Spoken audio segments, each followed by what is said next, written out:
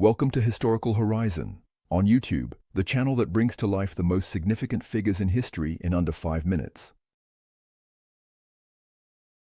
Joan of Arc is one of the most iconic figures in French history. She was born around 1412 in a small village called Domremy, located in the Lorraine region, in the east of France. Daughter of Jacques d'Arc and Isabelle Romay, she grew up in a modest but devout family. Her parents were farmers, and Jeanne spent her time helping with the daily chores around the house and the fields. She never learned to read or write, but she was a young girl with a strong religious faith. And this faith would play a crucial role in her life. Joan was not like other people. At the age of 13, she began to claim that she had visions and heard voices. According to her, these voices came from Saints Michael, Catherine, and Margaret. She told him that she had to help the Dauphin Charles, heir to the throne of France, to reclaim the kingdom from the hands of the English. At that time, the 100 Years' War was raging between France and England, and France was divided, with territories occupied by the English. The Dauphin Charles, who would later become Charles VII, was struggling to cope with this situation. Difficult. The voices urged her to go to the Dauphin and lend him her support so that he could be crowned King of France. Joan, however, so young, firmly believed in this divine mission and, at the age of 16, she left her hometown to go to Chinon, where the Dauphin resided.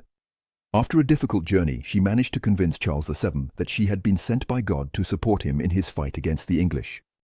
She told him that he needed to be crowned in Reims, as tradition dictates, to be recognized as the true King of France. Joan of Arc was not just a simple village girl. She was now an activist for the cause of France. She was given armor and a sword and entrusted with a small army. At the head of her troops, she took part in several important battles, and one of the first notable victories was that of Orléans in 1429. This victory allowed the city to be liberated, which had been besieged by the English. Joan's feat gave a huge moral boost to the French and turned the tide of the war. Thanks to her courage, her spirit of faith, and her determination, she inspired an entire people. Many people believed that God was guiding her in her actions. After the victory at Orléans, Joan led Charles VII to Reims, where he was crowned King of France on July 17, 1429. It was a historic moment, as it put an end to the uncertainty of the kingdom and validated the Dauphin's royal heritage. Joan, who had played a crucial role in this victory, attended the ceremony wearing her sword and her garments. Military leaders, a symbol of her place among the greatest figures in the history of France. However, despite this great victory, the 100 Years' War was not yet over. Joan continued to support Charles VII in his efforts to reclaim the territories occupied by the English. But the situation was soon going to get complicated. In 1430, during a new campaign, she was captured by the Burgundians, allies of the English. The Burgundians handed her over to the English, who decided to put her on trial for heresy, witchcraft, and blasphemy.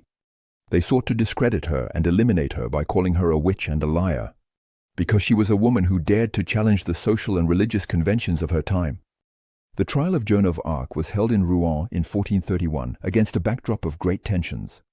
She was accused of various things, including claiming to have visions and divine guidance. Despite the pressure, Jeanne did not let herself be put off. She always claimed that her voices came from God. However, the judges, influenced by the English and the ecclesiastical authorities, sentenced her to be burned alive. On May 30th, 1431, Joan of Arc, at just 19 years old, was executed in the square of the Old Market in Rouen. In Normandy, she died a martyr, but her spirit did not fade away. The death of Joan of Arc did not mark the end of her legend. On the contrary, she became a powerful symbol of resistance and patriotism. Her sacrifice and courage inspired many generations of French people. In 1456, a rehabilitation trial was organized to declare her innocence and acknowledge that the trial of 1431 had been unjust. She was then canonized in 1920 by the Catholic Church, thus becoming a saint. Joan of Arc is now considered one of the great heroines in the history of France. We remember her for her unwavering faith, exceptional courage, and dedication to her country. She is a model of determination, bravery, and loyalty to her convictions. What's remarkable about Joan is that she was able to rise to the top of a male-dominated world, and this at a time when women had very little place in political and military affairs. The town of Domremy, where she was born, is now a place of remembrance, and every year ceremonies are held to honor her memory. She has left an indelible mark on the history of France, not only through her moral military victories but also by her example of faith, courage, and loyalty. By bearing the nickname of the Maid of Orléans, Joan of Arc remains a symbol of unity and resistance in the face of adversity. Do you want even more incredible stories? So, like the video and subscribe so you don't miss anything.